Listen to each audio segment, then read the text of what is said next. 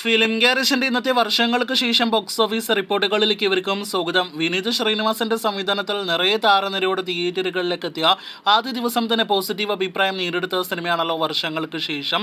സിനിമയുടെ ആദ്യ ദിവസത്തെ കേരള ബോക്സ് ഓഫീസ് യഥാർത്ഥ കളക്ഷൻ റിപ്പോർട്ട് ഇപ്പോഴിതാ പുറത്തു വന്നിരിക്കുകയാണ്. അത് പ്രകാരം ഈ മലയാളം സിനിമയും ഇന്നലെ നാം പ്രതീക്ഷ കളക്ഷൻ റേഞ്ചിലേക്ക് തന്നെ എത്തപ്പെട്ടിരിക്കുകയാണ്. 3 കോടി രൂപയാണ് വർഷങ്ങൾക്ക് ശേഷം ആദ്യ ദിവസം കേരള ബോക്സ് ഓഫീസിൽ നിന്ന് ഗ്രോസ് കളക്ഷനായിട്ട് നേടിയെടുത്തത്.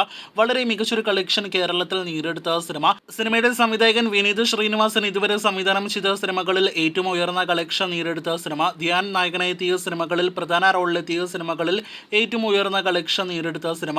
ഒപ്പം പ്രണവ് നായകനെത്തിയ സിനിമകളിൽ ഏറ്റവും ഉയർന്ന കളക്ഷൻ നേടിയെടുത്ത സിനിമ തുടങ്ങിയ റെക്കോർഡുകളെല്ലാം തന്നെ നേടിയെടുത്തിരിക്കുകയാണ്.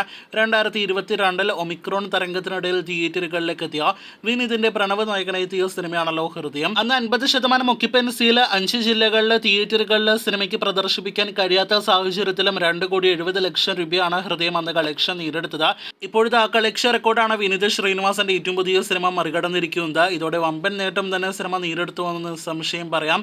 3 കോടിയിലേക്ക് കളക്ഷൻ എത്തിയതോടെ നിവിന്റെ 2020 ശേഷമുള്ള സിനിമകളിൽ ഏറ്റവും ഉയർന്ന കേരള FT കളക്ഷൻ ലഭ്യമാകുന്ന സിനിമ കൂടിയായിട്ട് വർഷങ്ങൾക്ക് ശേഷം മാറിയിരിക്കുകയാണ്. ഇതിനിടയിൽ കഴിഞ്ഞ 2-3 വർഷങ്ങൾക്കിടയിൽ ഒട്ടനേകം സിനിമകളിലാണല്ലോ ധ്യാൻ ശ്രീനിവാസൻ അഭിനയിച്ചിരിക്കുന്നത്. ധ്യാനിന്റെ പല സിനിമകളുടെയും ഫൈനൽ കളക്ഷനേക്കാൾ മുകളിലാണ് വർഷങ്ങൾക്ക് ശേഷം എന്ന സിനിമയുടെ FT കളക്ഷൻ എന്ന് കൂടി എടുത്തു പറയട്ടെ.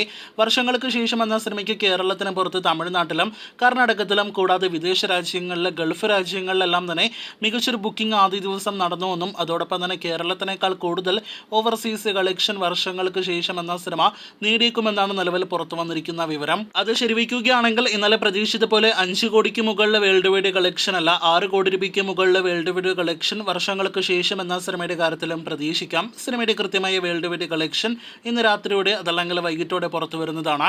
കാത്തിരിക്കൂ കൂടുതൽ ഇതുപോലുള്ള വിവിധ സിനിമകളുടെ ബോക്സ് ഓഫീസ് റിപ്പോർട്ടുകൾ കേട്ടാം.